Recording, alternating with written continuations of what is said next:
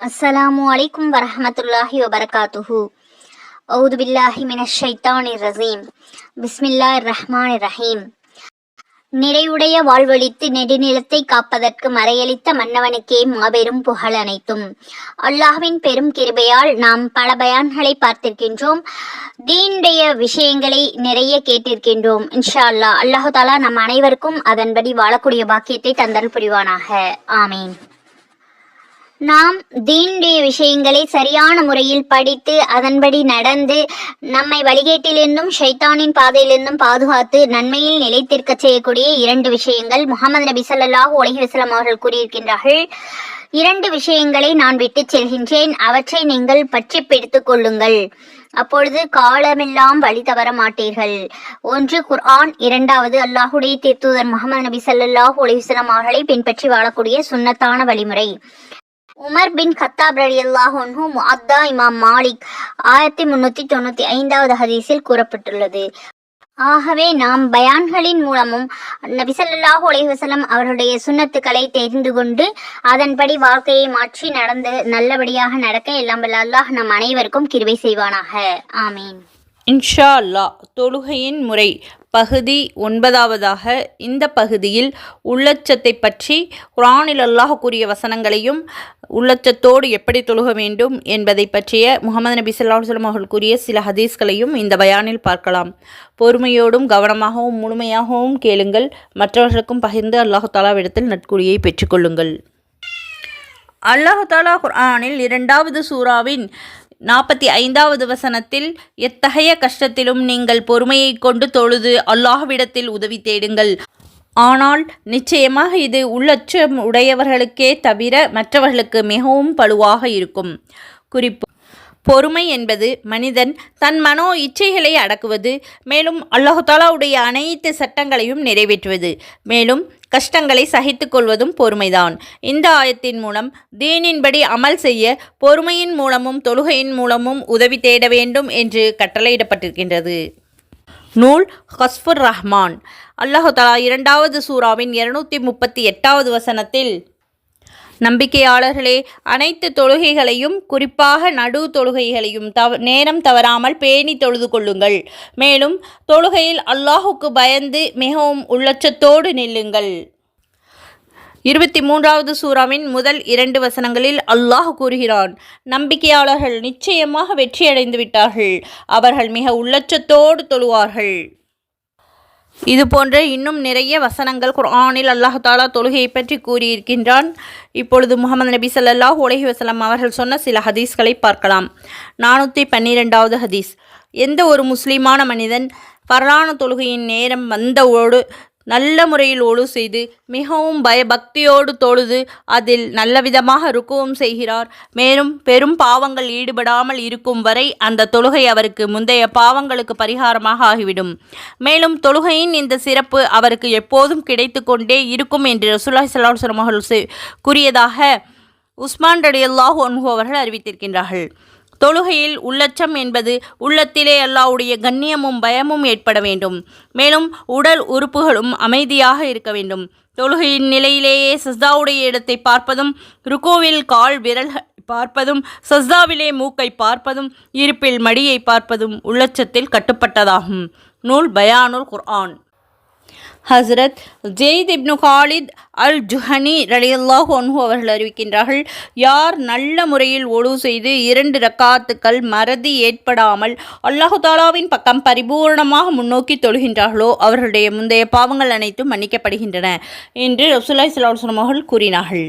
ஹஸ்ரத் உக்பா இப்னு ஆமீர் அல் ஜுஹனி ரலியல்லாஹு அன்ஹு அவர்கள் அறிவிக்கின்றார்கள், எந்த முஸ்லீம் பரிபூர்ணமாக ஒழு செய்து பிறகு தொழுவதற்காக நின்று தன்னுடைய தொழுகையில் என்ன ஓதுகின்றோம் என்று தெரிந்தவாறு தொழுகின்றார்களோ அவர்களுடைய தாய் அவரை பெற்ற நாளைப் போல எந்த பாவமும் இல்லாதவர்களாக தொழுகையை முடித்து வெளியேறுகிறார் என்று ரசூலுல்லாஹி ஸல்லல்லாஹு அலைஹி வஸல்லம் அவர்கள் கூறினார்கள். ஹஸ்ரத் உஸ்மான் ரலியல்லாஹு அன்ஹு அவர்களால் உரிமை விடப்பட்ட அடிமை ஹசரத் ஜும்ரான் ரலியல்லாஹு அன்ஹு அவர்கள் அறிவிக்கின்றார்கள், ஹசரத் உஸ்மான் இப்னு அஃபான் ரலியல்லாஹு அன்ஹு அவர்கள் ஒழு செய்த தண்ணீர் தருவித்தார்கள். ஒழு செய்ய ஆரம்பித்தார்கள். ஆரம்பமாக தமது கரங்களை மணிக்கட்டு வரை 3 தடவை கழுவினார்கள். பிறகு வாய் கொப்பளித்து மூக்கை சுத்தம் செய்தார்கள். பிறகு தனது முகத்தை 3 முறை கழுவினார்கள். அதற்கு பிறகு வலது கரத்தை முழங்கை வரை தடவி 3 தடவை கழுவினார்கள். பிறகு இடது கரத்தையும் 3 தடவை கழுவினார்கள். பிறகு தலைக்கு மசாஜ் செய்தார்கள். பிறகு வலது காலை கரண்டைக்கால் வரை 3 தடவை கழுவினார்கள். பிறகு இடது காலையும் 3 முறை கழுவினார்கள். அதன் பிறகு நான் ஒழு செய்ததைப் போல நபி ஸல்லல்லாஹு அலைஹி வஸல்லம் அவர்கள் ஒழு செய்ய நான் பார்த்தேன் என்று சொன்னார்கள். ஒழு செய்த பிறகு ரசூலுல்லாஹி ஸல்லல்லாஹு அலைஹி வஸல்லம் அவர்கள், யார் என்னுடைய இந்த ஒழுவைப் போல ஒழு செய்து 2 ரக்காத்துக்கள் உள்ளத்தில் வேறு எந்த எண்ணமும் இல்லாமல் தொழுகின்றார்களோ அவர்களுடைய முன் செய்த பாவங்கள் அனைத்தும் மன்னிக்கப்பட்டு விடுகின்றன. சுப்ஹானல்லாஹ். இவ்வாறு கூறினார்கள்.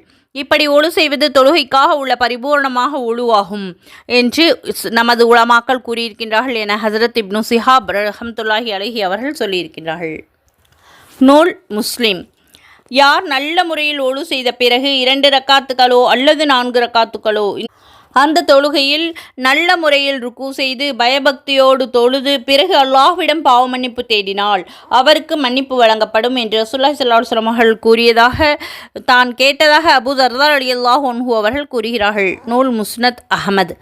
ஹஸரத் உக்பா இப்னு ஆமீர் அல் ஜுஹனி ரலியல்லாஹு அன்ஹு அவர்கள் அறிவிக்கின்றார்கள், யார் நல்ல முறையில் ஒழு செய்து பிறகு 2 ரக்காத்துக்கள் உள்ளத்தில் ஈடுபாட்டோடு உறுப்புகளை அமைதியாக வைத்து தொழுகின்றார்களோ அவர்களுக்கு உறுதியாக சொர்க்கம் கடமையாகிவிடும் என்று ரசூலுல்லாஹி ஸல்லல்லாஹு அலைஹி வஸல்லம் அவர்கள் வென்றிருக்கின்றார்கள். நூல் அபூ தாவூத். ஹஸரத் ஜாபிர் ரலியல்லாஹு அன்ஹு அவர்கள் அறிவிக்கின்றார்கள், ஒரு மனிதருக்கு ரசூலுல்லாஹி ஸல்லல்லாஹு அலைஹி வஸல்லம் அவர்களிடம் வந்து, அல்லாஹ்வின் தூதரே, எந்த தொழுகை மிகச் சிறந்தது என்று வினவ, நீண்ட நேரம் நின்று தொழுகக்கூடிய தொழுகை என்று பதிலளித்தார்கள். நூல் இப்னு ஹிப்பான். ஹஸரத் முகைரா ரலியல்லாஹு அன்ஹு அவர்கள் அறிவிக்கின்றார்கள், முஹம்மது நபி ஸல்லல்லாஹு அலைஹி வஸல்லம் அவர்கள் தங்கள் பாதம் வீங்கும் அளவு நீண்ட நேரம் நின்று தொழுவார்கள். அல்லாஹ் தஆலா தங்களுடைய முன்பின் பாவங்களை அவைகள் நிகழ்ந்திருந்தாலும் மன்னித்து விட்டானே, பிறகு தாங்கள் ஏன் இந்த அளவு சிரமம் எடுத்துக்கொள்கிறீர்கள் என்று நபியவர்களிடம் கேட்கப்பட்டது. நான் நன்றியுள்ள அடியாராக இருக்க வேண்டாமா என்று நபி ஸல்லல்லாஹு அலைஹி வஸல்லம் அவர்கள் பதில் கூறினார்கள். நூல் புகாரி. ஒரு மனிதர் தொழுது முடித்து விட்டால் அவர்களுக்கு ஒரு 10ல் 1 நன்மை எழுதப்பட்டு விடுகிறது. இவ்விதமே சிலருக்கு 9ல் 1, 8ல் 1, 7ல் 1, 6ல் 1, 5ல் 1, 4ல் 1, 3ல் 1, சிலருக்கு பாதி நன்மை எழுதப்பட்டு விடுகிறது என்று ரசூலுல்லாஹி ஸல்லல்லாஹு அலைஹி வஸல்லம் அவர்கள் செவியுற்றதாக அம்மார் இப்னு யாசிர் ரலியல்லாஹு அன்ஹு அவர்கள் அறிவிக்கின்றார்கள். நூல் அபூ தாவூத். எந்த அளவு தொழுகையுடைய வெளிரங்கமும் உள்ரங்கமும் சுன்னத்துக்கு தோதுவாக இருக்குமோ அந்த அளவு அதிகமான நற்கூலிகள் நன்மைகள் கிடைக்கும் என்பது இந்த ஹதீஸினுடைய கருத்தாகும். ஹஸரத் ஃபாலுல் இப்னு அப்பாஸ் ரலியல்லாஹு அன்ஹு அவர்கள் அறிவிக்கின்றார்கள், 2 ரக்காத்துக்களாக தொழுகும் பொழுது ஒவ்வொரு 2 ரக்காத்துடைய கடைசியிலும் தஷஹுத் ஓதுவார்கள். தொழுகையில் இயலாமையை வெளிப்படுத்தி பணிவாகவும் தாழ்மையாகவும் அமைதியாகவும் தொழுகுங்கள். தொழுது முடிந்தவுடன் தன்னுடைய 2 கரங்களையும் அல்லாஹ்வை உள்ளங்கையை உங்களது முகத்தை நோக்கி இருக்குமாறு அல்லாஹ்விடம் துஆ செய்யுங்கள். யா ரப்பி யா ரப்பி, யா அல்லாஹ் யா அல்லாஹ் என்று சொல்லி துஆ செய்யுங்கள். இவ்வாறு எவர் செய்யவில்லையோ அவரது தொழுகை நன்மை மற்றும் கூலியை கவனித்து குறைவு உள்ளதாக ஆகிவிடும் என்று ரசூலுல்லாஹி ஸல்லல்லாஹு அலைஹி வஸல்லம் அவர்கள் நவின்றிருக்கின்றார்கள். நவுது பில்லாஹி மின்ஹா. நூல் முஸ்னத் அஹ்மத். அல்லாஹ் தஆலா நாம் அனைவரையும் சிறந்த முறையில் தொழுத பிறகு துஆ கேட்கக்கூடிய நல்லடியார்களில் ஆக்கியருள் புரிவானாக. ஆமீன். ஹஸரத் அபூ தர் ரலியல்லாஹு அன்ஹு அவர்கள் அறிவிக்கின்றார்கள், அடியான் தொழுகையில் வேறு எந்த பக்கமும் கவனம் செலுத்தாமல் இருக்கும் வரை அல்லாஹ் தஆலா அடியானின் பக்கம் கவனம் செலுத்துகின்றார். அடியான் தனது கவனத்தை தொழுகையை விட்டு விலக்கிக் கொண்டால் அல்லாஹ் தஆலாவும் தன்னுடைய கவனத்தை அடியானை விட்டு திருப்பிக் கொள்கின்றான் என்று ரசூலுல்லாஹி ஸல்லல்லாஹு அலைஹி வஸல்லம் அவர்கள் நவின்றுள்ளார்கள். நூல் நசாயி. ஹஸரத் ஹுதைபா ரலியல்லாஹு அன்ஹு அவர்கள் அறிவிக்கின்றார்கள், ஒரு மனிதர் தொழுவதற்கு நின்றுவிட்டால் அவர் தொழுகையை முடிக்கும் வரை அல்லது தொழுகையில் பக்திக்கு ஊறு விளைவிக்கும் செயல்களில் ஈடுபடாதவரை அல்லாஹ் தஆலாவும் அவரின் பக்கம் முழுமையான கவனம் செலுத்துகின்றான் என்று நபி ஸல்லல்லாஹு அலைஹி வஸல்லம் அவர்கள் கூறினார்கள். நூல் இப்னு மாஜா. ஹஸரத் அபூ தர் ரலியல்லாஹு அன்ஹு அவர்கள் அறிவிக்கின்றார்கள், உங்களில் யார் தொழுகைக்காக வேண்டி நின்றார்களோ அவர் தொழுகை வேண்டிக் கொண்டிருக்கும் பொழுது அவசியமின்றி பொடி கற்களை அகற்ற வேண்டாம். ஏனென்றால் அந்த நேரத்தில் அல்லாஹ் தஆலாவின் விசேஷமான அருள் அவரை முன்னோக்குகிறது என்று ரசூலுல்லாஹி ஸல்லல்லாஹு அலைஹி வஸல்லம் அவர்கள் நவின்றார்கள். நூல் திர்மிதி. குறிப்பு: இஸ்லாத்துடைய ஆரம்ப காலங்களில் மஸ்ஜிதுகளுக்குள்ளே வரிசையில் பொடிக்கட்டுகள் பரப்பப்பட்டிருந்தன. சில நேரங்களில் ஏதேனும் பொடிக்கற்கள் நட்டு கொண்டிருக்கும் பொழுது சஜ்தா செய்யும் இடம் கடினமாக இருக்கும். தொழக்கூடிய அந்த வேளை அல்லாஹ் தஆலாவுடைய விசேஷமான அருள் அவரை முன்னோக்கும் நேரமாகும். அப்பொழுது அந்த பொடி கற்களை அகற்றுவதினால் இதை போன்ற வேறு ஏதாவது வேலை செய்தாலோ அல்லாஹ் தஆலாவுடைய ரஹமத் தலையாகிவிடக்கூடாது என்பதால் தான் ரசூலுல்லாஹி ஸல்லல்லாஹு அலைஹி வஸல்லம் அவர்கள் அவ்வப்போது பொடிக்கற்களை அகற்றுவதை தடுத்திருக்கின்றார்கள். ஹஸ்ரத் சமூரா ரலியல்லாஹு அன்ஹு அவர்கள் கூறுகிறார்கள், நாங்கள் தொழுகையில் இருக்கும் பொழுது சஜ்தாவை விட்டு தலையை உயர்த்திவிட்டால் அமைதியாக பூமியில் உட்காருமாறும் உள்ளங்காலின் மீது உட்காராமல் இருக்குமாறும் ரசூலுல்லாஹி ஸல்லல்லாஹு அலைஹி வஸல்லம் அவர்கள் எங்களுக்கு கட்டளையிட்டார்கள். ஹஸ்ரத் அபூ தர்தா ரலியல்லாஹு அன்ஹு அவர்கள் தமது வஃபாத்தின் போது கூறினார்கள், ரசூலுல்லாஹி ஸல்லல்லாஹு அலைஹி வஸல்லம் அவர்களிடமிருந்து செவியுற்ற ஒரு ஹதீஸை உங்களுக்கு நான் அறிவிக்கின்றேன். அல்லாஹ் தஆலாவை நீர் பார்ப்பதைப் போல வணங்க வேண்டும். அவனை நீர் பார்க்காவிட்டாலும் அவன் உம்மை பார்த்து கொண்டிருக்கின்றான் என்று மனதில் நிலைநிறுத்திக் கொள்ளுங்கள். தம்மை இறந்தவர்களில் ஒருவராக கணித்து கொள்ள வேண்டும். தன்னை உயிரோடு இருப்பவர்களில் ஒருவராக எண்ணிக்கொள்ள வேண்டாம். அப்போது எந்த விஷயத்தினாலும் மகிழ்ச்சியோ கவலையோ ஏற்படாது. அநீதம் இழைக்கப்பட்டவனின் சாபத்தை விட்டு தம்மை தற்காத்து கொள்ளவும், ஏனென்றால் அது உடனே அல்லாஹ்வால் ஏற்றுக்கொள்ளப்படுகிறது. இஷா மற்றும் ஃபஜருடைய தொழுகையின் ஜமாத்தில் சேர பூமியில் தவழ்ந்து கொண்டு செல்ல வேண்டியது ஏற்பட்டாலும் தவழ்ந்து சென்றாவது ஜமாத்தில் கலந்து கொள்வீராக என்று ரசூலுல்லாஹி ஸல்லல்லாஹு அலைஹி வஸல்லம் அவர்கள் கூறினார்கள். ஹஜ்ரத் இப்னு உமர் ரலியல்லாஹு அன்ஹு அவர்கள் அறிவிக்கின்றார்கள், எல்லோரிடமும் இறுதி விடை பெற்றுச் செல்லும் மனிதரைப் போல தொழுவீராக. அதாவது, இது எனது வாழ்நாளில் கடைசி தொழுகையாக இருக்கிறது என்று நினைத்து தொழுக வேண்டும். நீர் அல்லாஹ்வை பார்த்து கொண்டிருப்பதைப் போல தொழுவீராக.